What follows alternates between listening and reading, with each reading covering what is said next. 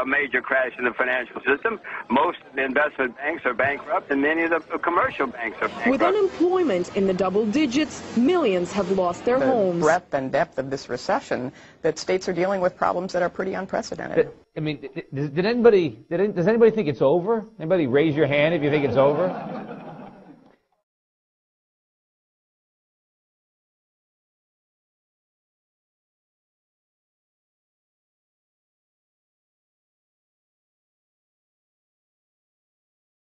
It's fairly simple. 9/11 became the excuse to invade Afghanistan. Then the Bush administration convinced us that who we really needed to invade was Iraq. These wars cost lots of money. Where'd we get the money? Mostly by borrowing it, in other words, by selling U.S. Treasury notes and bonds, or by simply creating new money. This drives the value of the dollar down. There is a common misconception about inflation. Most anyone will tell you it is the rising of prices. Rising prices are in fact the result of inflation, inflation being simply an increase in the money supply. The more dollars you print, the less they are worth. During Bush's 2 terms, the Federal Reserve increased the money supply in the U.S. by a whopping 50%, and under Obama, they've doubled it again. In the decade leading up to the economic crisis, the Federal Reserve and outfits like Fannie Mae and Freddie Mac encouraged easy lending policies. The Fed dropped interest rates down to 1%, while the government practically forced banks to make dodgy home loans. This drove home prices up. Lenders bundled these loans and sold them to investors who hedged against potential losses using derivatives, a sort of insurance. This derivatives market grew, by most estimates, into the hundreds of trillions. All the while, American manufacturing jobs had been moving to China, leaving the U.S. with a consumer-based economy based more and more on borrowing and inflation than actual production. With war costs added in, this is a giant house of cards. All that had to happen was for housing prices to slip. Who got us into this mess? Well, the people that run the government, of course. No, not those people. These people. Do not arouse the wrath of the great and powerful Oz. L. Frank Baum's books about the Land of Oz were published between the years 1900 and 1920. It is widely accepted that his children's books were a veiled commentary on the politics of the day, and that the man behind the curtain was an allegory for the robber barons who created the Federal Reserve. Pay no attention to that man behind the curtain. The great and Oz has spoken. Who are you? Who indeed? The theft of American economic sovereignty by the Federal Reserve, which is not a government agency but rather a cartel set up by private bankers, can really only be understood by going back to the time of the American Revolution. It is widely taught in schools that the causes which drove Americans to split from Britain were taxes on tea, forced quartering of troops, and similar abuses. This is misleading. Before America declared its independence, Parliament had banned the issuance of bills of credit in the colonies with the Currency Act of 1764. This made colonial scrip illegal. In other words, England told America, you can't print your own money. Benjamin Franklin believed that this was among the primary causes of the American Revolution, something which he tried to explain to England's Parliament. Founders like Jefferson, Franklin, and Madison were strongly opposed to the establishment of a central bank, knowing that it would open the door to foreign and private interests seizing control over America's currency. Jefferson wrote, I sincerely believe that banking institutions are more dangerous than standing armies, and that the principle of spending money to be paid by posterity is but swindling futurity on a large scale. This is Alexander Hamilton. Hamilton was the delegate from New York whose moneyed elite he represented. Hamilton supported friendly relations with England and fought to establish a central bank. Many of the founders opposed him on this, as did southern states like Virginia and Maryland. Hamilton's proposal involved the assumption of states' debts by the federal government, which would be offset by new taxes. Virginia and Maryland had already paid off much of their war debt and didn't want to have to pay twice. There was another hot debate going on at the time, where to put the nation's capital. New York and Philadelphia were popular candidates in the North, but some founders were wary of placing the capital in either of these financial centers where corruption between bankers and politicians could take root. Finally, a compromise was reached. States' debts would be centralized under a federal bank, and in return, the capital would be established on the Potomac River. Hamilton showed his true colors when he was discovered by then-President Adams planning a coup d'etat against the fledgling U.S. government. Despite this little-known fact, Hamilton's face graces the U.S. $10 bill to this day. In the end, Hamilton was shot dead by Jefferson's vice president, Aaron Burr, in a duel over a private dispute. But his supporters, the moneylenders of New England and Great Britain, got their bank. The charter for the First National Bank of the United States was due to run out in 1812. Congress refused to renew the charter. Almost immediately, war between America and Britain broke out. Many causes are given for the War of 1812, but anger over the elimination of the First National Bank, which British bankers held a major stake in, is never mentioned. On the other side of the Atlantic, German banker Mayer Amschel Rothschild and his sons were quickly becoming a banking powerhouse across Europe and England. His eldest son Amschel in Frankfurt, Salomon in Vienna, Nathan in London, Karl in Naples, and James in Paris. Frederick Morton writes, "The history of the House of Rothschild has been to an amazing degree the backstage history of Western Europe, because of their success in making loans not to individuals, but to nations." Napoleon was terrorizing Europe at the time, and Nathan and James, by far the most successful of the Rothschild sons, reaped huge profits by financing both sides of the war. They maintained a sophisticated intelligence network to stay ahead of the news, and when Napoleon finally lost to Wellington, Nathan had spies posted behind the lines at Waterloo, as well as a courier ready to race back to England when the outcome became known. When Nathan heard of Napoleon's defeat, he began selling government bonds, or consols as they were known, hand over fist. Seeing this, the other traders were duped into thinking that Wellington had lost, and a panic ensued. After stocks and bonds had nosedived to a fraction of their price, Baron Rothschild began buying them up again. When the official news of Wellington's victory reached London, prices shot back up. It is said the Baron multiplied his already substantial fortune 20 times over that day. Some, such as Richard Lewinson in his 1937 book The Profits of War, have claimed that Baron Rothschild gained control of the Bank of England at this time. It is impossible to know for sure how much Nathan made, or what the family is worth, or even what companies they control to any degree of certainty, for the Rothschilds have always kept such information secret. But there is no doubt that they are, and have been for the last 2 centuries, by far the wealthiest family in the world.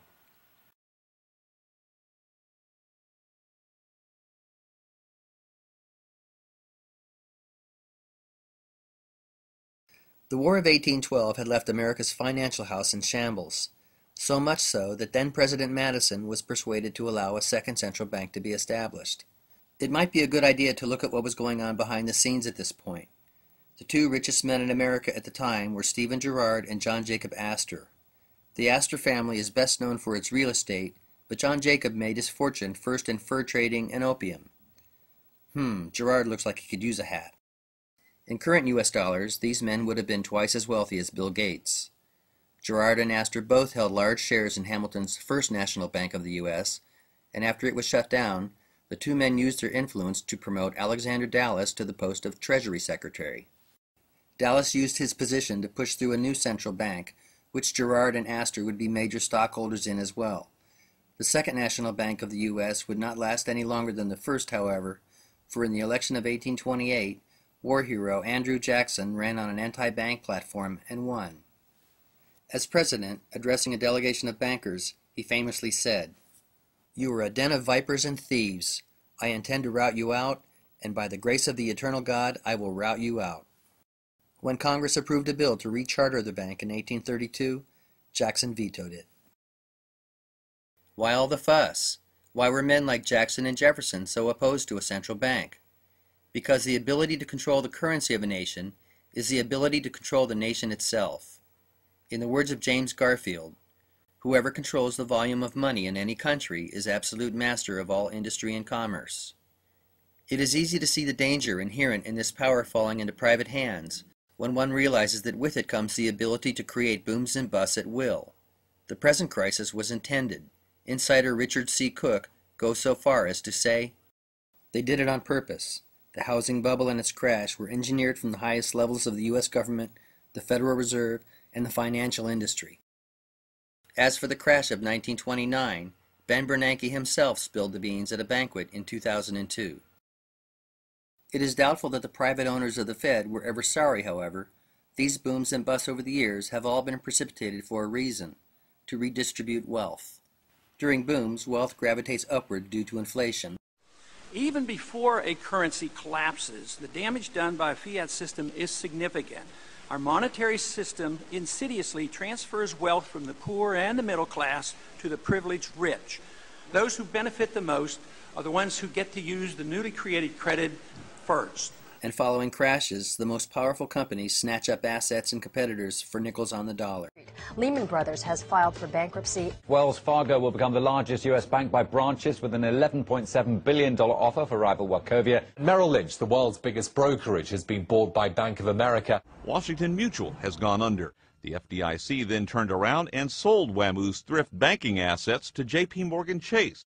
This hat trick has been repeated by the world's top businessmen so many times, it is a wonder that booms and busts are universally perceived as unintended. But the truth of the matter is, nearly every economic crisis in American history has been engineered, and there have been many. Two factors contributed to the Rothschild banking family's success. One was their ability to take advantage of financial panics. Maybe more significant was their talent for creating alliances. John Jacob Astor employed an agent, Jacob B. Taylor, to make his real estate deals in order to conceal his identity. Nathan Rothschild and his son Lionel used the same tact. In fact, their American agent during this period was Taylor's own son, Moses.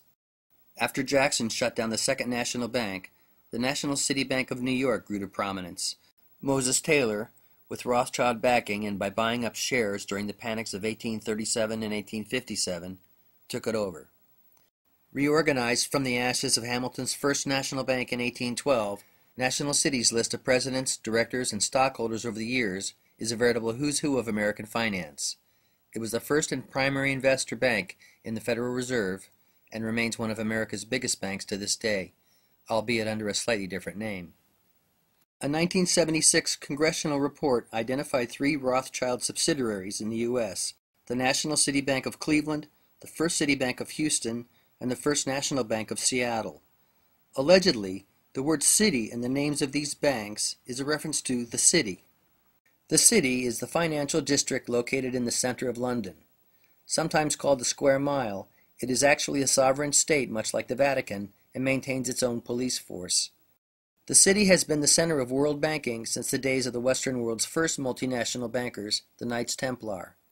800 years ago, the Templar Knights built the Crown Temple Church there and made it their home, and England's financial and legal institutions grew up around it. You can find the Templar Knights' familiar red cross on the city's coat of arms. For that matter, the Cross of St. George, as it is known, is also a part of the British flag. The city is home to the Bank of England, the Royal Exchange, the London Stock Exchange, the Royal Courts of Justice, and many other financial and legal institutions. National City Bank of New York was originally just called Citibank, as was its sister, the Citibank of Cleveland. They both became national banks in 1865 when they received charters to print U.S. national currency. This was the same year that Lincoln, who had been issuing his own currency, the greenback, was assassinated. What was the difference between the greenbacks that Lincoln printed during the Civil War and the national currency banks like Citibank printed in their place? Banks had been printing a muddled variety of currencies as long as there had been banks in the U.S.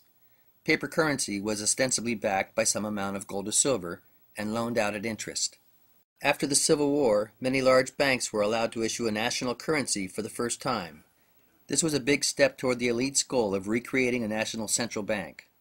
Lincoln's greenbacks, on the other hand, were issued by the Treasury and were interest-free. The greenback threatened to cut the banks out of the whole currency racket. They killed him for it. Only one other president in U.S. history has tried to issue interest-free Treasury notes. They killed him too.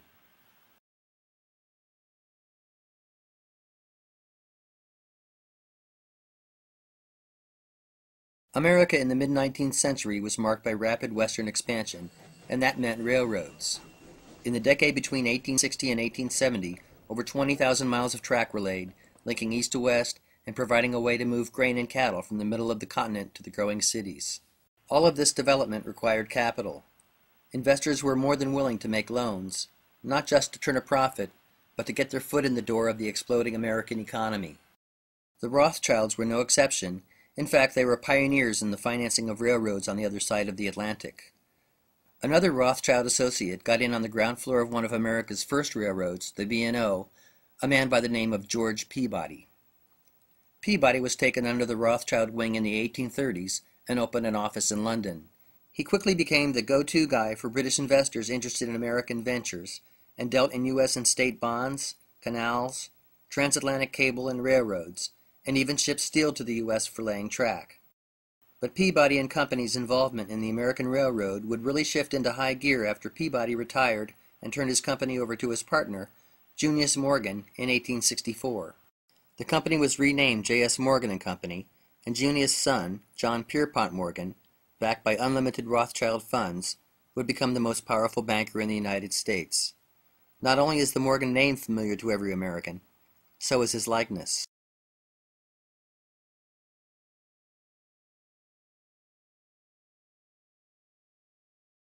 Alexander Brown was a linen merchant who emigrated to Baltimore from Ireland in 1800, becoming very successful.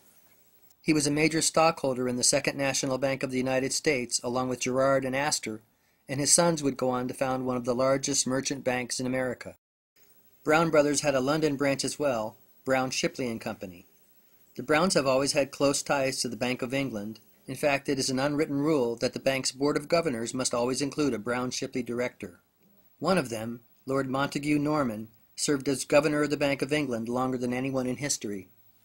If you guessed that the Browns enjoyed close ties to the Rothschilds, you would be correct. In fact, it was through George Peabody's connections with the Brown family that he was first welcomed into the Rothschild circle. Undoubtedly, the Rothschilds' closest allies were two German banking families, the Schiffs and the Warburgs. The Warburg family name is legendary in banking. M.M. Warburg & Company, based in Hamburg, is the oldest bank in the world and remains in private hands. The Schiff family shared a house with the Rothschilds in Frankfurt, the very house that Nathan and his brothers grew up in. Jacob Schiff first came to America after the Civil War, and in 1875 went to work for Kuhn Loeb & Company. He promptly married co-founder Solomon Loeb's daughter Therese and took over the bank. Paul Warburg, who is regarded as the architect of the Federal Reserve System, followed in Jacob Schiff's footsteps, first marrying Solomon Loeb's other daughter Nina, and then joining Kuhn & Loeb when he too came to America in 1902. Warburg was chairman of his own bank, the Bank of Manhattan, and sat on the boards of many important companies, often together with Schiff. Before Warburg came to join him in New York, though, Jacob Schiff spotted two promising entrepreneurs and lent them his support. One would become the undisputed king of oil, the other, America's preeminent railroad baron, John D. Rockefeller and Edward H. Harriman. Rockefeller was pious, hard-working, and ruthless. He and his brother William formed Standard Oil together, and by buying out or forcing out competitors, the company at one time controlled 90% of the refining business in the U.S. Harriman was no slouch either. He would eventually control the Union Pacific, the Southern Pacific, the Illinois Central, and a few other lines, as well as the Wells Fargo Express. He also sat on the board of National City Bank of New York, along with Schiff. Jacob Schiff arranged the financing for both the Harriman and Rockefeller empires, either through Kuhn & Loeb or National City Bank of Cleveland. The Rockefellers dabbled in banking too. William Rockefeller and his son Percy were both directors at National City Bank of New York, and William's grandson James would one day be chairman. The bank best known as a Rockefeller Bank, though, was Chase, which was built up by John D. Rockefeller's son. Eventually, Chase would merge with Paul Warburg's bank to become Chase Manhattan, after which J.D. Rockefeller's grandson David would become chairman there. Oddly, these two New York banks were considered rivals, despite the fact that they were run largely by the same family. If the Rockefellers had a rival, it would have been Morgan. J.P. Morgan pioneered the merger. He financed Thomas Edison's company and merged it with another electric company to form General Electric. He bought Andrew Carnegie's Steel Corporation and combined it with others to create U.S. Steel. In the early 1900s, Morgan and his companies controlled $1 billion in assets, an incredible sum at the time. Which is why there was universal surprise when it was discovered upon Morgan's death that the worth of his estate was only around $70 million. A lot of money in those days, but nothing like what he was believed to be worth. The truth is, He was playing with someone else's money half the time. Morgan, like the rest of these players, was one brick in a financial pyramid, the top tier of which was occupied by the Rothschilds. With the addition of a few other bit players, this pyramid is a pretty good representation of the cartel that would form the Federal Reserve in 1913. But first, there would be a war. The similarities between the Spanish-American War and the war in Iraq are uncanny. Both happened around the turn of the century. Both were preceded by a well-coordinated propaganda campaign. Both were won quickly, but were followed by a long and painful occupation period. The U.S. was bogged down for years in the Philippines fighting insurgents. The death tolls of both invading U.S. troops and local civilians are eerily similar. Finally, both wars were based on a lie, and initially supported by an American public which had been duped. While the robber barons were consolidating their control over American industry, several politicians, a Navy admiral, a newspaperman, and a lawyer were beating the war drum, pushing the U.S. toward war with Spain, which still held possessions in the Caribbean. You might think of them as the neoconservatives of 100 years ago. A couple of these men are worth taking a quick look at. The leader of this group was Teddy Roosevelt. Roosevelt helped drum up support for war with fiery speeches, while he and Elihu Root led a campaign to modernize the U.S. Navy. Root was Secretary of War at the time under McKinley, and Roosevelt became Assistant Secretary of the Navy in 1897. If you were wondering if these men were connected in any way to the bankers and tycoons we've been talking about, Elihu Root was their lawyer. He personally handled the legal affairs of J.P. Morgan, E.H. Harriman, and other powerful men, constantly running back and forth between Washington and New York. The Spanish were no saints, and an independence movement had sprung up in Cuba. The rebellion became more belligerent with U.S. backing, and Spain responded by throwing Cubans into relocation camps. William Randolph Hearst, the newspaper mogul, ran stories vilifying the Spanish and their abuses. Reportedly, an artist he had sent to Cuba to record the alleged crisis wired back, saying there was nothing to draw. Hearst famously replied, "You provide the pictures, I'll provide the war." In 1898, the USS Maine was sent to Cuba to keep an eye on things. 3 weeks later, an explosion sent the Maine, along with 260 American sailors, to the bottom of Havana Harbor. Spain was blamed and the U.S. declared war. Spain's wooden ships were no match for the newly modernized U.S. Navy, and the war was over within months. The U.S. took possession of Puerto Rico, Guam, and the Philippines. Cuba was given limited independence, but the U.S. kept Guantanamo Bay for itself.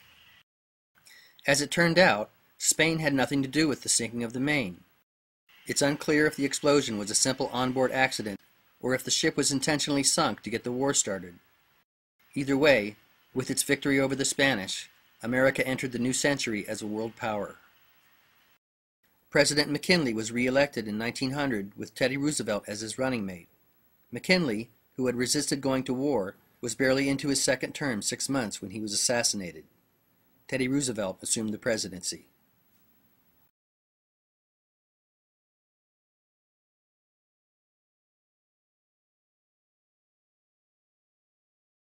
Now the bankers, with their sights set on a central bank, had almost all of their ducks in a row. With allies in control of both American government and industry, only one thing stood in their way: the attitudes of the American public. Americans had become fearful of the great power that was being amassed in the hands of a few wealthy men. This was compounded when Harriman and Morgan, who had been fighting over control of the Northern Pacific Railroad, decided to set aside their differences and form a large trust. The Northern Securities Company, which Rockefeller got a piece of as well, combined several northern railroads under one umbrella. Teddy Roosevelt decided to attack both Northern Securities and Standard Oil for antitrust violations.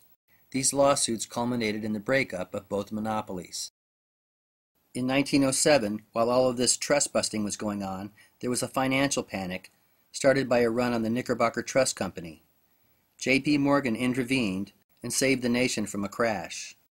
What few realized was that before Morgan stepped in to stop the panic, he helped create it. Doctor of Law and author Ellen Brown described the panic and its significance aptly. The Panic of 1907 was triggered by rumors that 2 major banks were about to become insolvent. Later evidence pointed to the House of Morgan as the source of the rumors. The public, believing the rumors, proceeded to make them come true by staging a run on the banks. Morgan then nobly stepped in to avert the panic by importing $100 million in gold from his European sources. The public thus became convinced that the country needed a central banking system to stop future panics, overcoming strong congressional opposition to any bill allowing the nation's money to be issued by a private central bank controlled by Wall Street. This was all well understood at the time by some. In 1913, House Representative Charles Lindbergh Sr. stated into the congressional record, "The money trust caused the 1907 panic and thereby forced Congress to create a National Monetary Commission." The National Monetary Commission was formed to study ways to stabilize the U.S. financial system. The commission finally made its recommendation after traveling around Europe for 2 years on the country's tab. What the country really needed was, can you guess? A central bank. Which is no surprise. The commission's leader, the powerful senator from Rhode Island, Nelson Aldrich, held shares in New York's biggest banks. His daughter Abby married John D. Rockefeller, Jr. Yes, Nelson Aldrich was David Rockefeller's grandfather. What about Teddy Roosevelt? Where did his loyalties lie? Roosevelt, like his fifth cousin Franklin Delano Roosevelt, was from a wealthy Dutch family who were connected by marriage to the Astors. The Roosevelt, Delano, and Astor families literally intertwined like threads in a rug.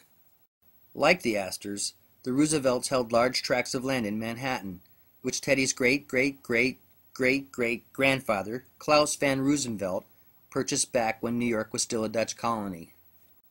Roosevelt was known to be a Morgan man, was friends with Edward Harriman, and had accepted campaign contributions from Rockefeller. Both Roosevelt and his longtime friend and Secretary of State, Elihu Root, helped further the agenda of the money trust in many ways. So if Roosevelt was on the side of the bankers, why did he attack Standard Oil and Northern Securities? There is only one reasonable explanation. It was a ploy to allay public fears. It convinced the nation that the politicians were on the side of the people and that the power of the monopolists had been checked. Nothing could have been further from the truth. Rockefeller was hardly inconvenienced by the attack. The 34 small pieces the Supreme Court broke Standard Oil up into were still Rockefeller-controlled companies. The family's stock values doubled with the restructuring, and 4 of those new companies would later become Exxon, Mobil, Chevron, and Amoco.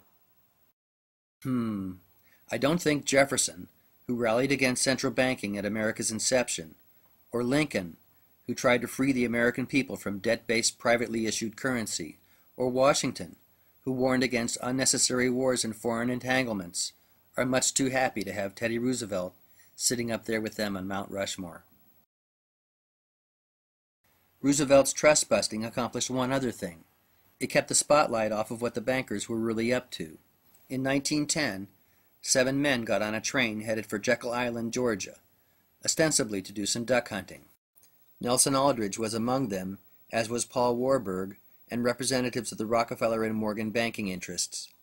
Also there was Abram Andrews, the Assistant Secretary of the Treasury. The men took precautions to ensure complete secrecy and referred to each other only by their first names. Over the next 10 days, they hammered out the details of what would become the Federal Reserve System. The proposal was originally introduced in Congress as the Aldrich Plan, but was shot down. Paul Warburg rewrote it under the name the Federal Reserve Act, which Senator Aldrich publicly opposed to try and fool the other congressmen. The 2 bills were essentially the same. Lest we forget who was ultimately behind this, an agent of Brown Brothers, Colonel Elisha Garrison, wrote in his 1931 book, Roosevelt, Wilson, and the Federal Reserve Law. Paul Warburg is the man who got the Federal Reserve Act together after the Aldrich Plan aroused such nationwide resentment and opposition. The mastermind of both plans was Baron Alfred Rothschild of London. The act passed the House and Senate in late December of 1913, and the differences were hammered out while most congressmen were out of town for the holidays. It is debatable whether Woodrow Wilson, who signed the bill the next day, fully understood the nature of what he was a party to, or if he was simply a puppet. Certainly, Colonel Edward M. House deserves much of the credit for Wilson's cooperation. House's father had made his fortune running blockades during the Civil War and trading with British investors, including the Rothschilds.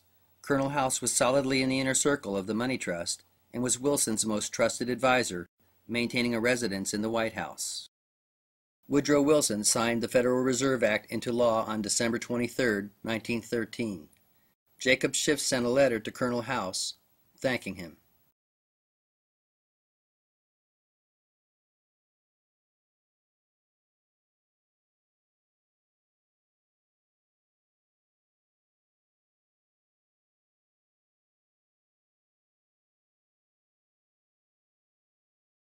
Finally, the bankers had control over America's money, but that's not all. That same year the Federal Reserve Act was passed, Congress also passed income tax legislation for the first time, which would enable the government to tax people's labor in order to pay the interest on the money it would now have to borrow from the Fed. And it wouldn't be long before America would start borrowing like never before to pay for its involvement in a war. Arguably, not a single war in modern history has been fought for the reasons advertised. Most people think the First World War started over the assassination of Archduke Franz Ferdinand, heir to the Austro-Hungarian throne. This did provide an excuse, but the truth of the matter is, cars, planes, and diesel engines for locomotives and ships had been invented, all which ran on oil. The demand for this resource was about to explode, and the Rockefellers, with their Standard Oil monopoly in the U.S., and the Rothschilds, with their control of the Royal Dutch Shell Company across the Atlantic, had the market practically cornered. Then in 1908, oil was discovered in Persia. Much of the Middle East at that time was under the control of the Ottoman Empire, who, in partnership with Germany, were in the process of building a railroad to Baghdad. This had to be stopped. It was time to kick the Turks out of the Middle East. And this bald stating of the geopolitical facts of life strikes the modern reader with the force of revelation. For there is in our own time an absolute taboo among the corporate news media and the political class against mentioning anything to do with the strategic and economic reasons for war. How curious, for example, that the First World War is never taught in our schools as an invasion of Iraq. Not all of you are coming with me on that one. That's okay, don't worry. I will say many things in the course of tonight's show that you will not agree with. But I feel that if we retrench back to a position of consensus, we can build outwards from there. So going back to where I believe some consensus to exist between us. Possibly. I am sure many of you, like me, have never been entirely satisfied with the standard explanation we were given at secondary school for the causes and origins of the First World War. The assassination of Archduke Ferdinand. I mean, no one is that popular. A somewhat more efficient cause might be the Berlin-Baghdad Railway. Commenced construction in the years leading up to the First World War. The Royal Navy had just switched from coal to oil. German Navy follows suit, but they don't have no oil-producing colonies. Thus begins Drang nach Osten, the drive to the east, spine of which policy is the Berlin-Baghdad Railway. Now, there's already trackled aid from Berlin to Constantinople. Of course, it's called the Orient Express. The Germans just have to build the last 900 clips. It's going to take them clear into Baghdad, but there is huge opposition to this project among the major European powers. And the British, we're opposed to this for two main reasons. Firstly, we recognize that we cannot compete with the Germans in engineering terms alone, because we know that passengers will simply not accept the Sarajevo to Basra replacement bus service. Secondly, we know once this is built, ain't nothing to stop a Munich businessman getting out of the Baghdad terminus with a Deutsche Bank checkbook, smashing our cartel. So a phony war begins.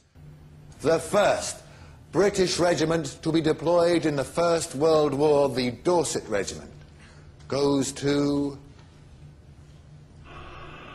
Basra, 1914, where it is joined by 51 other British divisions. Ah, what a difference 100 years makes. Not.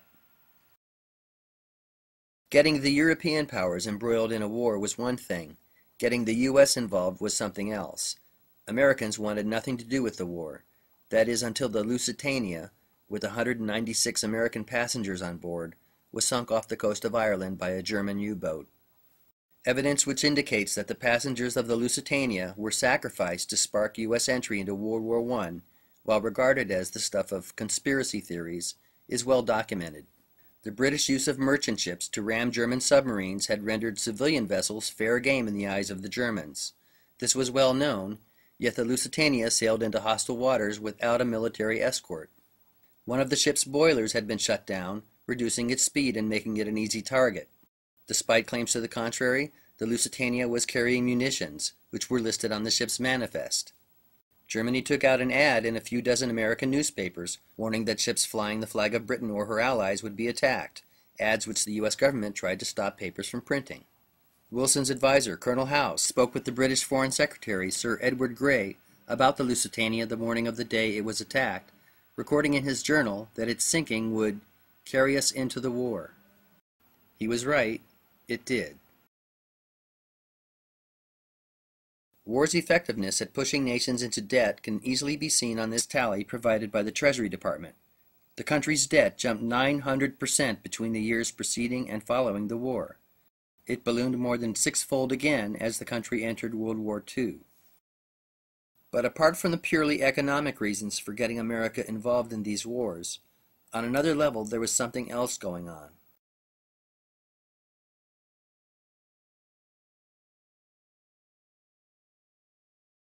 At what point in your career did you become connected with the Reese Committee?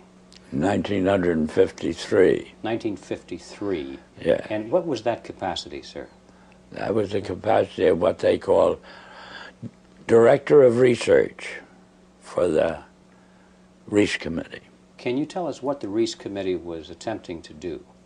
Yes, I can tell you. It was operating and carrying out instructions embodied in a resolution passed by the House of Representatives, which was to investigate the activities of foundations as to whether or not these activities could justifiably be labeled un-American without, I might say, defining what they meant by un-American. That what we had uncovered was the determination of these large endowed foundations through their trustees to actually get control over the content of American education. Rowan Gaither was at that time president of the Ford Foundation. And Mr. Gaither had sent for me when I found it convenient to be in New York. Mr. Gaither said, "Mr. Dodd, we've asked you to come up here today because we thought that possibly off the record you would tell us why the Congress is interested in the activities of foundations such as ourselves." Mr. Gaither then went on voluntarily and stated, he said, "Mr. Dodd, all of us that have a hand in the making of policies here have had experience either with the OSS during the war or the European Economic Administration after the war. We've had experience operating under directives. We here operate on in response to similar directives, the substance of which is that we shall use our grant-making power so to alter life in the United States that it can be comfortably merged with the Soviet Union." Well, parenthetically, Mr. Griffin, I nearly fell off the chair. My response to Mr. Gaither then was, "Well, Mr. Gaither, I can now answer your first question. You forced the Congress of the United States to spend $150,000 to find out what you just told me." I said, "Of course, legally, you're entitled to make grants for this purpose, but I don't think you're entitled to withhold that information from the people of the country to whom you're indebted for your tax exemption. So why don't you tell the people of the country that's what you told me?" And his answer was, we would not think of doing any such thing. So then I said, well, Mr. Gaither, obviously, you forced the Congress to spend this money. Dr. Johnson, who was then president of the Carnegie Endowment, telephoned me and said, did I ever come up to New York? And I said, yes, I did, more or less each weekend. And he said, well, when you're next here, will you drop in and see us? Which I did. And Dr. Johnson said, after, again, amenities, Mr. Dodd, we have your letter. We can answer all those questions, but it'd be a great deal of trouble. And we have a counter-suggestion, is that if you can spare a member of your staff for 2 weeks and send that member up to New York, we will give to that member a room in the library and the minute books of this foundation since its inception. And we think that whatever you want to find out or the Congress wants to find out will be obvious from those minutes. Well, my first reaction was they'd lost their mind. I had a pretty good idea of what those minutes would contain, but I realized that Dr. Johnson had only been in office 2 years, and the vice presidents were relatively young men, and counsel seemed to be also a young man, and I guessed that probably they'd never read the minutes themselves.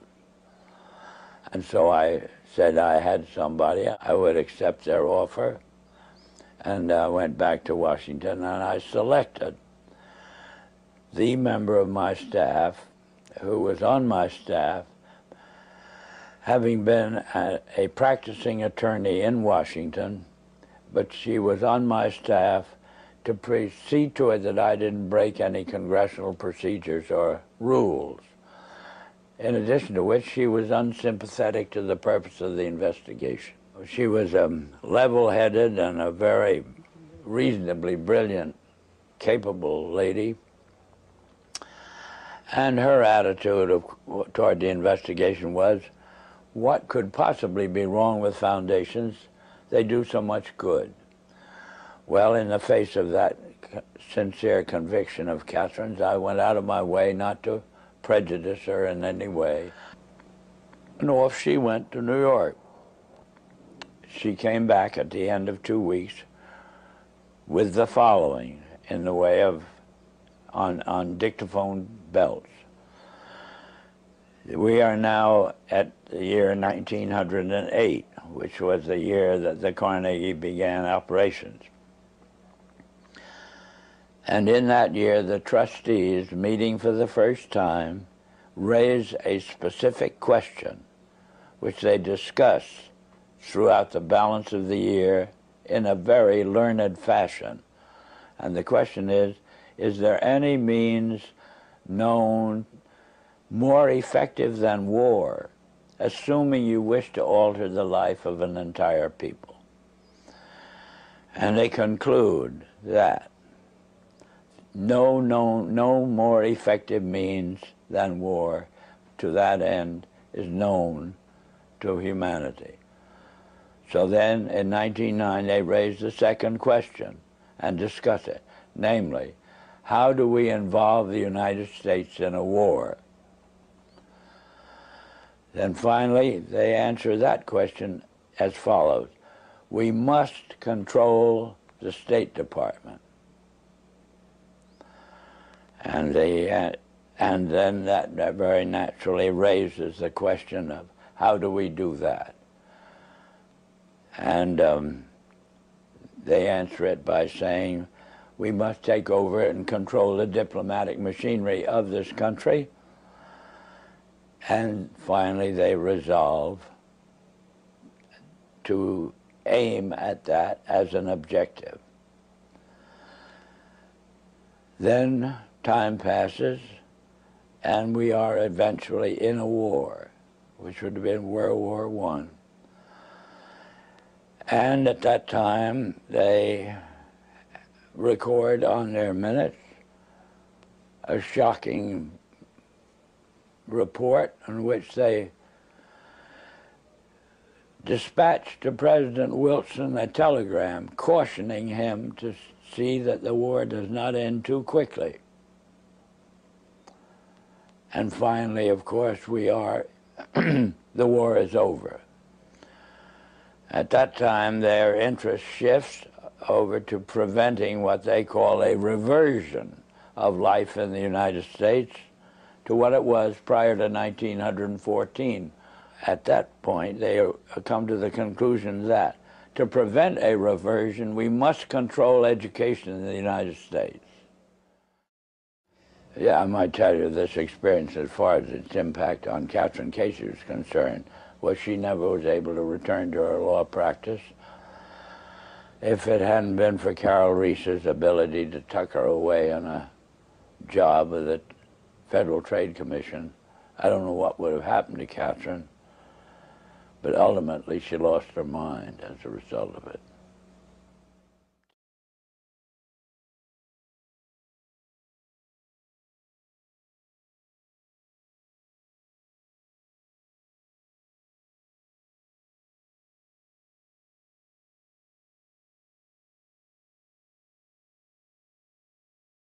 After World War I, the money trusts continued to consolidate their power, specifically to strengthen and institutionalize their influence over government.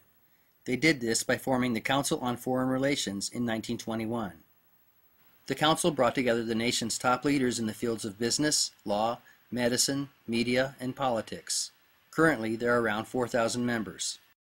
It was originally dominated by Morgan interests, with the Rockefellers gradually assuming more of a leadership role over the years. Its first chairman was, if you can believe it, Elihu Root. The Council on Foreign Relations is essentially a lobbying body, but one which wields vast influence. The majority of U.S. presidents since Franklin Roosevelt have been CFR members, as has nearly every U.S. Secretary of Defense and State since World War II. Most congressional leaders are council members, and important cabinet positions are also generally filled from the ranks of the council. It's good to be back at the Council on Foreign Relations. As Pete mentioned, I've been a member for a long time and was actually a director for some period of time. I never mentioned that when I was campaigning for re-election back home in Wyoming. The late Aaron Russo, an Oscar-nominated film producer who received but declined an invitation from Nicholas Rockefeller to join the Council on Foreign Relations, spoke about the organization. I had a friend, Nick Rockefeller, okay, who was one of the Rockefeller family, and he, when I was running for governor in Nevada, he came to me, introduced himself to me through an attorney, and we became friends. We started talking about things, and I learned an awful lot from Mr. Rockefeller. Now, I was definitely being recruited, but it's more subtle than that. Well, in your words, just go through the process, and then what he said. Well, what it is remember, we were friends, and we used to come to my house a lot. We'd have dinner, we'd talk, and he'd tell me about business investments that he'd get involved in, you know, and was I interested in joining the Council on Foreign Relations? You know, I would have to get a letter to join them, but was I interested in that? And, you know, just stuff, you know, leading you on. And I used to say to him that I never really did that because that wasn't where I was coming from. You know, as much as I like you, Nick, you know, your ways and my ways, we're on the opposite side of the fence. You know, I don't believe in enslaving people, you know, and he would come back with, oh, I do? Or? Well, it's more like, you know,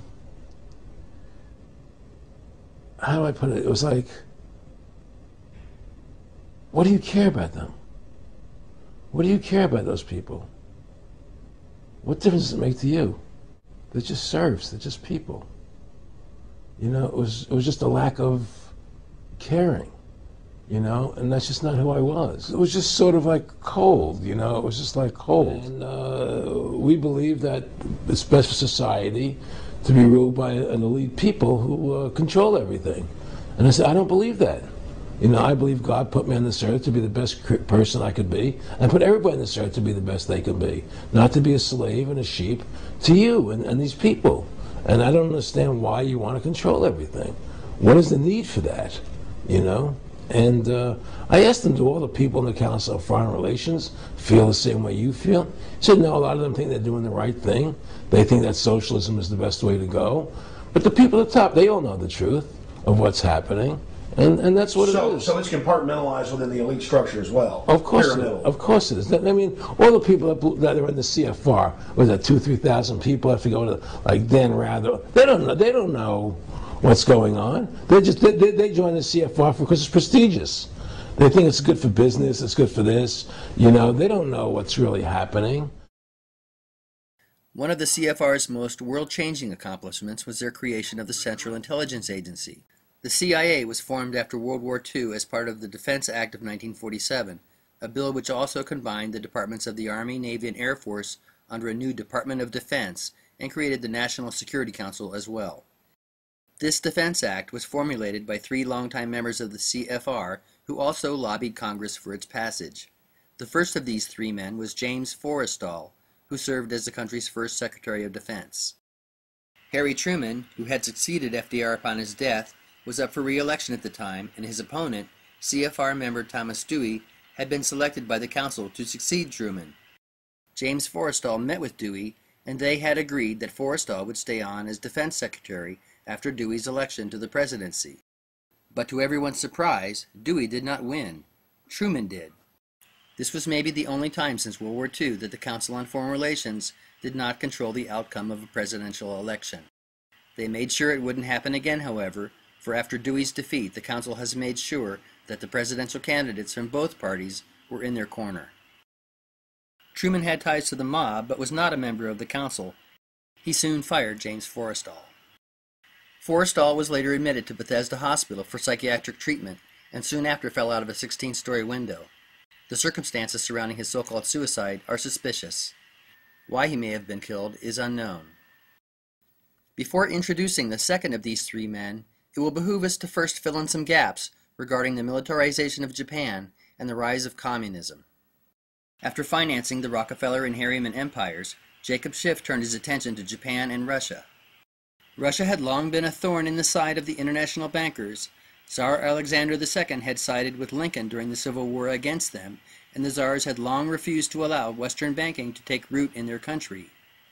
So the bankers began formulating a plan to end Tsarist rule in Russia. The right-hand man of Jacob Schiff in this endeavor was an explorer and expert on Russian and Japanese affairs, a man by the name of George Kennan. In the 1880s, Kennan traveled to Siberia, which served as a sort of penal colony for political dissidents in Russia, and began writing articles for the Western press and giving lectures across the U.S. describing the deplorable conditions in the Tsar's labor camps. Influential Americans like Mark Twain reacted with horror and became ardent supporters of political change in Russia. Meanwhile, Jacob Schiff began funding Jewish revolutionaries led by Leon Trotsky, pursuant to orchestrating a coup d'etat in Russia. Schiff's grandson related later that the old man sank about 20 million for the final triumph of Bolshevism in Russia.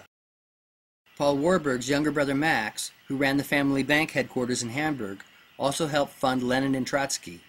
But before a coup in Russia would be attempted, the bankers saw another opportunity to weaken the Tsar, which involved Japan. There's just no way around it. In order to understand anything about Japan, you have to know what happened there in 1600. In that year, after centuries of fighting between dominant clans, a large battle took place at Sekigahara, in which over 150,000 samurai fought. During the fighting, several clans switched sides, and Tokugawa Ieyasu and his supporters won a decisive victory. Ieyasu subsequently moved his clan to Edo and united Japan under what is known as the Tokugawa shogunate, Tokugawa being the clan name, and shogunate meaning simply military rule. The emperor at this time became a figurehead. 3 participants on the losing side at Sekigahara, the Mori, Shimazu, and Chosokabe clans, were ill-treated by Ieyasu and became bitter enemies of the Tokugawa. They would exact their revenge on the clan centuries later. Under the Tokugawa, Japan became a closed country.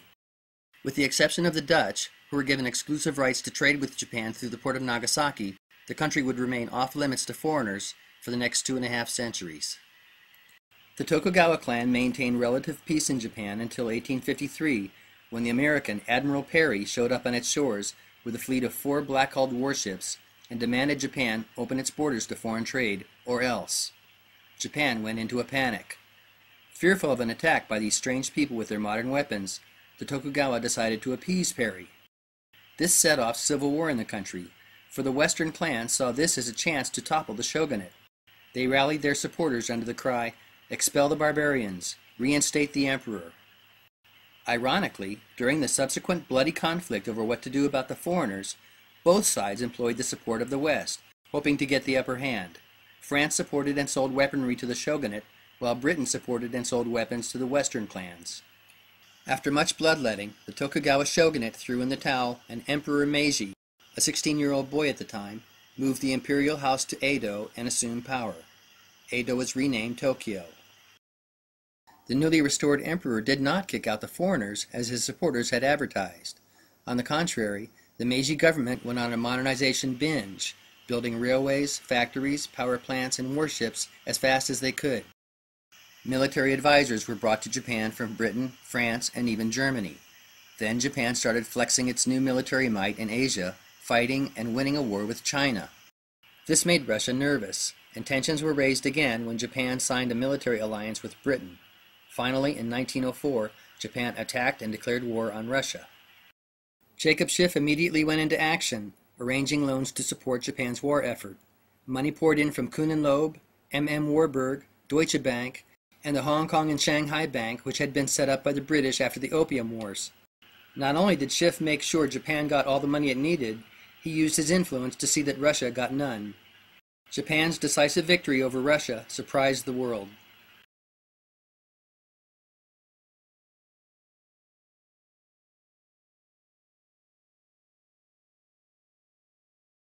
It was no secret that powerful Western business interests exploited Japan's eagerness to modernize and her thirst for conquest to attack Tsarist Russia. Political cartoons of the day attest to this. Jacob Schiff even bragged about it. John Hammond was quoted in the New York Times, commenting on Schiff's boastful statement that the money of Jewish bankers had made it possible for Japan to wage a successful war against Russia. George Kennan boasted about his role in taking down the Tsar as well. He arrived in Japan in 1904, just as the war was getting underway, and with the permission of the Meiji government, distributed anti-Tsarist propaganda to Russian prisoners of war. He was later quoted as saying that, as a result, 50,000 Russian officers and men went back to their country ardent revolutionists. Yet another straw was laid across the Tsar's back. In 1908, Jacob Schiff led a campaign to force then-President Taft to abrogate the U.S.'s long-standing trade agreement with Russia. Skeptics often submit that Jacob Schiff's campaign to topple the Tsar was merely a private crusade, but this is clearly not the case. In 1915, the American International Corporation was formed. On its board of directors sat some of the top financiers of the day, Percy Rockefeller, his brother-in-law James A. Stillman, and the president of E.H. Harriman's Southern and Union Pacific Railroads, Robert S. Lovett, all directors at National City Bank of New York. The company's founder was National City Bank's president, Frank Vanderlip, one of the 7 attendees at Jekyll Island. Other AIC directors included Otto Kahn of Kuhn and Loeb, Pierre DuPont, and the great-grandfather of George W. Bush, George Herbert Walker. The American International Corporation worked closely with another important company, Guarantee Trust of New York. Guarantee Trust had been built up on the Rockefeller, Whitney, Vanderbilt, and Harriman fortunes, but by 1915, J.P. Morgan held controlling interest. Guarantee Trust's list of directors was impressive as well. It included George F. Baker, Charles H. Allen, Rothschild Representative August Belmont, Harry Payne Whitney, and J.P. Morgan partner Thomas Lamont. The bank's vice president was Harold Stanley, who would go on to co-found the Morgan Stanley Investment House. In short, the bulk of American wealth and power was represented on the boards of these two companies. Together, they would eventually control dozens of multinational corporations operating around the globe. But in 1915, their first order of business was to pick up where Jacob Schiff left off and, in the final years leading up to the Russian Revolution, see to it that Lenin and Trotsky's Bolsheviks had all the backing they needed. Finally, in 1917, Tsar Nicholas II, weakened by George Kennan's propaganda campaign, humiliating defeat at the hands of the Japanese, and catastrophic involvement in World War I, fell to the Bolsheviks. The Tsar and his family were killed in a house in Yekaterinburg. Communism was born. How surprising that the second architect of the Defense Act of 1947 turns out to be George Kennan's cousin, twice removed, George F. Kennan. If you are confused by the fact that the CIA and their arch nemesis, Communist Russia, were created essentially by the same people, don't be.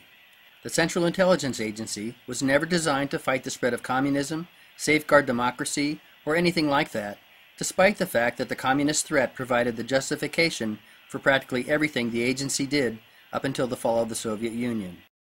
In truth, the CIA was created to do a very simple, specific job, a job to which intelligence gathering is merely incidental. Now, before introducing the third architect of the Defense Act of 1947, we really need to answer a few questions, which are undoubtedly nagging at you by now. What is it that the CIA was really designed to do? What is the real agenda of the bankers and organizations like the CFR? And what did Ford Foundation President Rowan Gaither mean when he said, as quoted by Norman Dodd, "We shall use our grant-making power so to alter life in the United States that it can be comfortably merged with the Soviet Union." And finally, who are these people? Is there a so-called Jewish conspiracy, as some conspiracy theorists claim? And what about that other group often accused of trying to run the world, the Freemasons? Do they play a role in any of this? We can answer all of these questions, and more. But there's a little more digging we'll have to do first, so grab your shovel. When Tokugawa Ieyasu granted exclusive trading privileges to the Dutch, he wasn't forming an alliance so much with Holland as with the Dutch East India Company, which set up their first trading outpost in Asia just after Ieyasu's victory at Sekigahara. The Dutch East India Company and its main competitor, the British East India Company, were the first multinational corporations.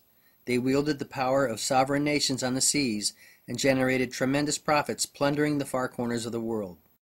When people think of these outfits, they think of spices, and while it is true that the Dutch and British East India Companies imported spices and tea from the east to the west, the most lucrative part of their business was the opium trade. A Dutch West India Trading Company was also formed to profit from the lucrative slave trade in the Americas. To put it bluntly, much of what these trading companies engaged in was licensed piracy. Another interesting fact about these trading companies is that they were dominated by Freemasons, from the investors and governors down to the ship's captains. This is evident in the numerous Masonic lodges which sprung up along the trade routes. So how curious that both pirates and Freemasons are associated with this symbol. The skull and crossbones is a prominent symbol in Masonry. Here are some Freemasonic aprons. A skull and usually crossbones are also present in what is called the Chamber of Reflection, a room prepared for initiates undergoing the Masonic rite of the first degree in many orders. What few people know is that both Freemasons and pirates inherited the symbol from the same place, the Knights Templar. The true origin of the skull and crossbones is most likely the Chi-Rho, an ancient symbol whose meaning is not morbid at all, but more akin to rebirth. The first Templar to fly the skull and crossbones, legend has it, was Roger II of Sicily, who harassed and plundered the coasts of Greece and northern Africa, and for whom the Jolly Roger is named. According to myth, Roger's father, King Roger I, copulated with the corpse of his wife Adelaide, Roger II's dead mother, and returned 9 months later to find only a skull and crossbones. The original Templars were Normans, the blood product of Franks and Vikings. The order was formed during the First Crusade, and with special privileges granted by the Pope, they amassed great wealth and power, operated a vast banking network, and built hundreds of churches and castles across Europe and the Middle East. They also maintained a large fleet of ships and dominated the commerce of much of the world. The Templar Knights had a good run until 1307, when King Philip IV of France, who was deeply in debt to the order, lit on the idea of wiping out his debts by charging the Templars with heresy. And so, with the consent of the Pope, his men began arresting knights. Many were imprisoned and tortured, and some burned at the stake. Most, however, fled, mainly to Portugal and Spain, Scotland, and very likely Switzerland. How interesting that the home of the Bank for International Settlements, the central bank of central banks, may well have been a refuge of these medieval bankers. Author Ernesto Frere explored what happened to the Templar fleet, which disappeared from the shores of La Rochelle when the hammer of King Philip came down. He concludes, like others, that many Templars took to the sea after their banishment, thereafter adopting a life of piracy. These skull and bones decorate gravestones in a churchyard in Temple, Midlothian, an area granted to the Templars by David I of Scotland in the 12th century. Scotland is rich in Templar history, and some believe that the Knights helped Robert the Bruce win independence from England on the field of Bannockburn. So what do you think? Does the flag of Scotland really derive from the cross of St. Andrew, as legend has it? Or maybe from this? Author John J. Robinson explored what became of the Knights Templar in Britain after their banishment. Robinson makes a strong case that the Templars simply went underground and evolved into what would emerge centuries later as Freemasonry. Robinson is not alone in observing many connections between the two orders. Various Masonic rites belie Templar origins, and the Temple of Solomon, which served as the Templars' headquarters in Jerusalem, is a central feature of Freemasonry. Maybe the best clue that Crusader Knights gave rise to Freemasonry is that Andrew Michael Ramsay, a prominent Scottish Freemason during the 18th century, said so in a speech given at a French lodge. There was already a large Templar presence in Portugal and Spain when those fleeing from France arrived. There, the Templar Knights simply adopted different names. In Castile and Aragon, they joined existing orders such as the Order of Santiago. In Portugal, a new order was formed, the Knights of Christ. The heirs of these repackaged Templar Knights, who were expert mariners, contributed greatly to the dominance of Portugal and Spain during the era of world exploration. Henry the Navigator was in fact a Grand Master of the Knights of Christ, and Christopher Columbus, Vasco da Gama, and Ferdinand Magellan were all associated with these orders and flew the Templar Red Cross on their ships.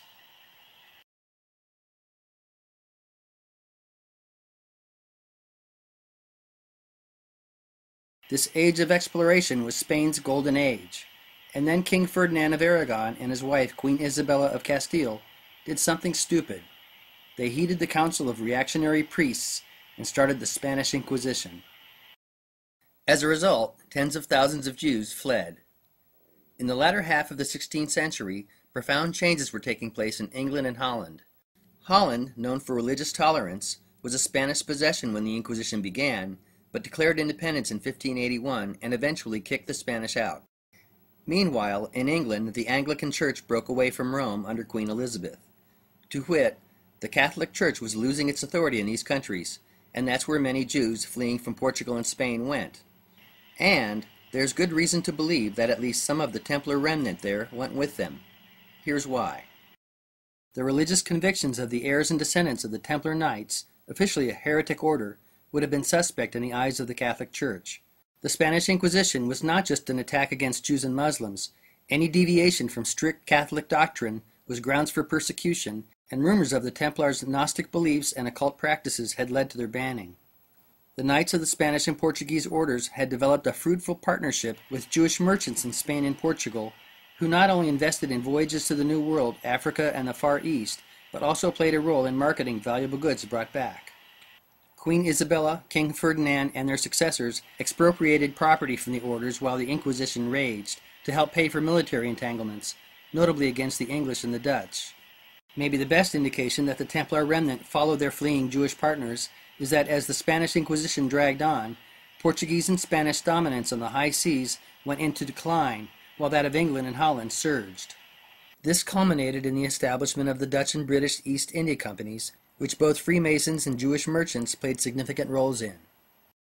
This notion of a Templar flight from Spain and Portugal to England and Holland is almost completely undocumented, but seems very likely, and, if accurate, is startling, for it allows us to trace a continuous thread of conquering, plunder, commercial domination, and colonization. It begins with Rollo the Viking, who invades and conquers northern France in the 9th century. The Franks make peace with Rollo and his Vikings by granting them Normandy. A century later, Normans invade and conquer southern Italy and Sicily. Then in the 11th century, more Normans invade and conquer England. They are led by William the Conqueror, Rollo the Viking's direct descendant. A generation later, Normans and allies from all over Europe invade and conquer the Holy Land, at least for a time. This is when the Templar Knights are born. The Templars in turn dominate the commerce of the Christian world until they are banned and flee. From Portugal and Spain, they begin exploring the world and establishing trade routes, but are chased out by the Catholic Church again, this time fleeing to Northern Europe and England. There, they and the local Templar remnant, who will later come out of the closet as Freemasons, set up the Dutch and British East India Companies with the help of Jewish merchants, and begin colonizing the world. The thread doesn't end there either, for several American families got in on the opium and slave trade rackets. Participating in the opium trade, we have, predominantly, the Astor, Cabot, and Russell families. John Jacob Astor we have already met. Remember Henry Cabot Lodge in Teddy Roosevelt's circle of warmongers? His mother was a Cabot. The Russells we have not yet met, but FDR's grandfather, Warren Delano, was manager of operations in China for the Russell family. On the slave trading side, two other Roosevelt patriarchs, Johann and Jacob, owned a slaving ship, the Expedition. The Browns were involved in the slave trade before they moved into banking, as was George Peabody, who ran the Georgetown slave market. If you think I'm stretching it by alluding to a connection between influential Americans like these and the conquering Normans of old, behold the roots of the following families: Peabody, Brown, Roosevelt, Astor, Taylor, Root, Russell, Cabot. Remember, Duke William of Normandy invaded and conquered England in 1066, winning at the Battle of Hastings. According to houseofnames.org. Peabody, Norman, granted lands by William the Conqueror for distinguished service at the Battle of Hastings in 1066. Brown, Norman, granted lands by William the Conqueror for distinguished service at the Battle of Hastings in 1066. Roosevelt, Norman, granted lands by William the Conqueror for distinguished service at the Battle of Hastings. Astor, Norman, granted lands by William the Conqueror for service at the Battle of Hastings.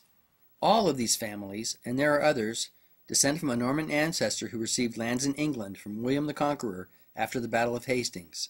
What are the chances? You may be wondering about other key players. The Rockefellers came late to the world domination game and are not Norman, nor are the Harrymans. You wouldn't find a Morgan on the battlefield of Hastings, for they are Welsh, but they have their own pirate in their history, this guy. Henry Morgan the Buccaneer was one of the first governors of Jamaica, which he used as the base for his exploits in the Caribbean. How interesting that the Jamaican flag, like that of Scotland, is a saltire cross. But that's not all. Green and gold happen to be the colors of the Morgan family coat of arms. Obviously, Jewish banking families like the Rothschilds, being German, had nothing to do with the invasion of England. There are, however, some surprising connections beneath the surface. This is the Stuart coat of arms. There have been over a dozen kings and queens of Scotland and Britain emanating from the House of Stuart, and plenty of Stuart blood flows in the current House of Windsor. On the right we have the Hohen crest. Frederick Barbarossa of the House of Hohenstaufen was the first of a long string of Germanic holy emperors, and Hohen blood flowed into other royal houses of Europe throughout history, including the British royal family. Now look where the checks on these two family crests originate, the Jewish House of Cohen. I'm not just grasping at straws here. The elements in family coats of arms are not established willy-nilly. The Herald's College, for example, has been tightly regulating coats of arms in England since the 15th century. Cohen is an alteration of Kagan, which meant king or priest in Khazaria. Khazaria was a large kingdom in Asia which converted to Judaism in the late 8th century, flourished through the 9th, and folded in the 10th. As Khazaria declined, two major groups there, the Magyars and the Kabars, migrated westward into Eastern Europe. Many, if not most, of the Kabars were Jewish. The Magyars, on the other hand, were really Huns, which is where the Hun in Hungary comes from. Historians invariably refer to these groups as Magyars and Kabars, and you'll never hear them talk about a massive Jewish-Hun migration, but that's really what it was. The leaders of the Magyar tribes were the Arpads, a clan which claimed to be directly descended from Attila the Hun, and who ruled Hungary for most of the country's history. Arpad blood also flowed into the royal houses of Britain through George, a Hungarian prince whose father was an Arpad and whose mother was a Russian princess of Viking heritage. George accompanied Margaret, an English princess who had been born in exile in Hungary, back to Britain in the 11th century, where she married King Malcolm III of Scotland. George's descendants are the Drummond clan, who not only married into the Scottish royal family as well, but became one of the wealthiest banking families in Britain. Two Drummonds happened to be the exchequers of the British Treasury during the American Revolutionary War and doled out the money used to pay for Hessian mercenaries rented by England from Hesse Castle. This money found its way not into the pockets of the Hessian soldiers, nor their king, Frederick II, but into the pockets of the king's personal banker, Mayor Amschel Rothschild, whose sons then used the funds as seed money to grow the Rothschild banking dynasty. Rothschild is an adopted name meaning red shield. The original name of the family was Bauer. An alternate version of this name is Bayer, and a Bayer or a Bauer was someone from Bavaria. If you take the blue and silver checks of the Cohen crest and turn them diagonally, you have the flag of Bavaria. The true origin of all these names becomes clear if you check the Scottish branch of the bloodline, Boer. The bow and arrow was the weapon of choice of the Huns, and this bundle of 5 arrows is an ancient Hun symbol. The Rothschild banking logo displays the same symbol. This topic is far too deep to really address here.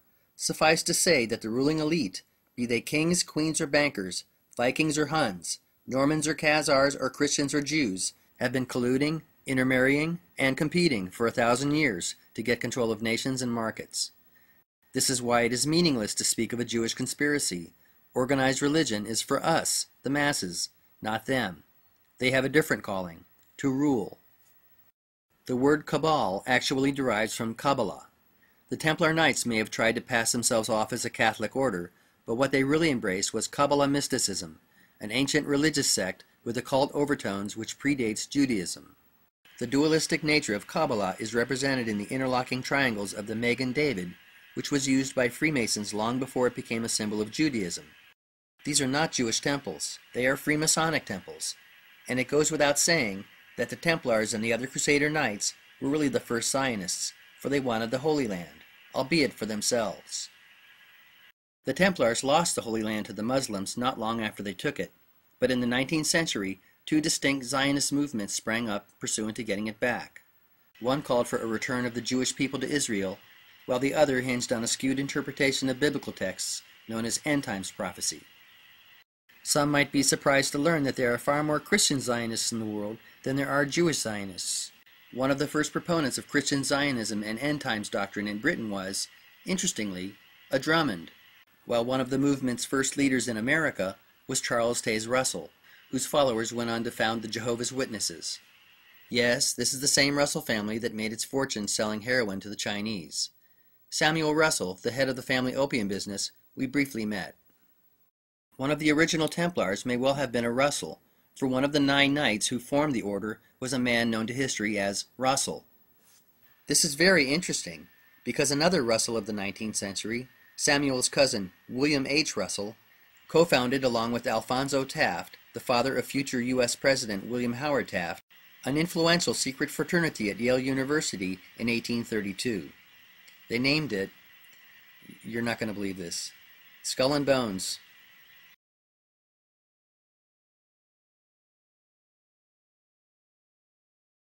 Now we get to see how the Bush family fell in with the Harrimans and the Rockefellers. Many are aware that former U.S. President George W. Bush is an alumnus of the Skull and Bones fraternity.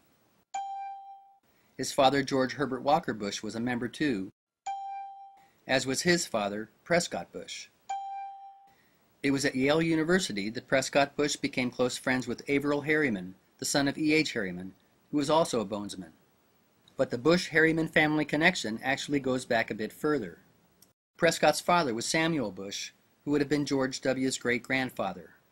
Samuel Bush was general manager and later president of Buckeye Steel Castings, a factory in Ohio controlled by the youngest brother of John D. and William Rockefeller, Frank Rockefeller. Buckeye Steel Castings made munitions and railroad hardware, the latter of which it sold to an associate of the company, E.H. Harriman. E.H. Harriman's son Averill had little interest in railroads, and instead of following in his father's footsteps after graduating from Yale, he decided to go into investment banking, forming W.A. Harriman & Company.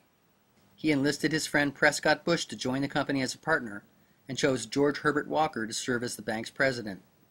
Walker was a well-connected investment banker in his own right, who was one of the directors at the American International Corporation.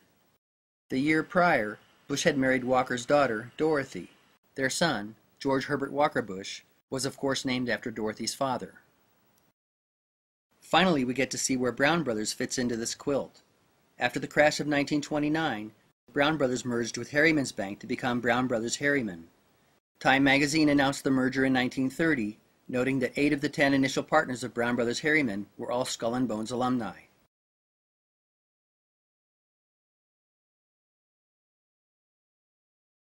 In the decade following the merger, Brown Brothers Harriman played a central role in funneling U.S. investments to Nazi Germany.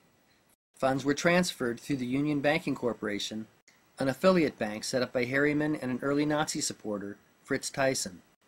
The recipient of the bulk of these transfers was the IG Farben Company in Germany, the corporate muscle behind Adolf Hitler. IG Farben was run by its co-founder, Max Warburg, at least until anti-Jewish policies made it impossible for Max to remain in Germany.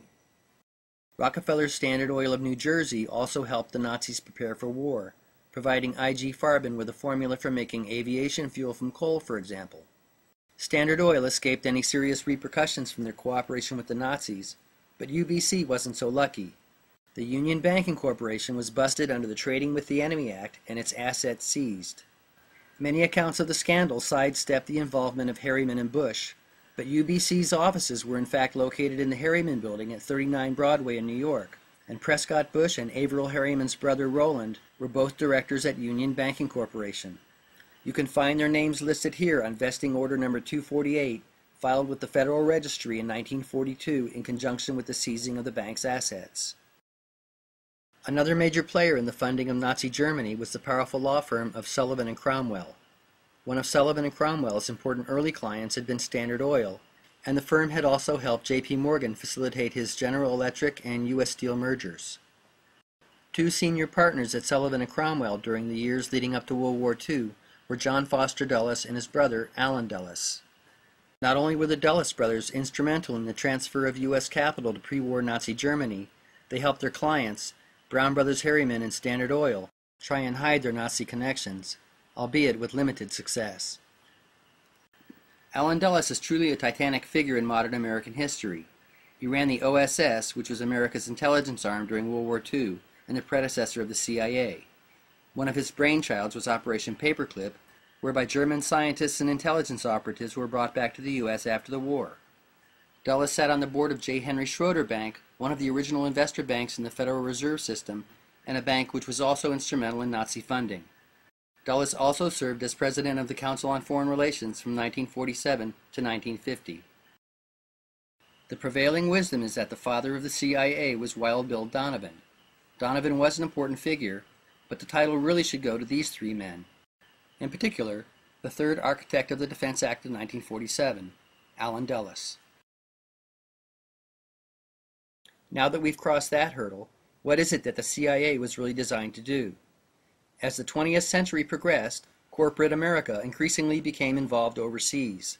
The AIC Guarantee Trust Coalition was the catalyst for this growth, and they came to control no less than 200 multinational corporations involved in everything from the manufacture of machinery to international shipping to agriculture and mining. Frank Vanderlip stated, "The way we conceived the American International Corporation, we had decided that what was needed was some kind of organization that would take a foreign business enterprise of great possibilities, or even a good idea with management behind it, and finance it into strength." Over the decades, the face of Wall Street changed as companies merged, changed names, and vied for dominance, but the model forged by AIC and Guarantee Trust, one of global commerce directed from select boardrooms, continued. By the mid-20th century, the scope and breadth of this commercial empire was reminiscent of that of the Dutch and British East India Companies in earlier centuries. But there was a major difference. The Dutch and British East India Companies did their own dirty work. They had gunships with which to enforce their monopolies. Corporate America in the 20th century didn't have gunships. They relied on the State Department to grease the wheels of international commerce, and diplomacy was often less than effective. That's where the CIA came in. It served as the attack dog for America's corporate elite, protecting their interests abroad.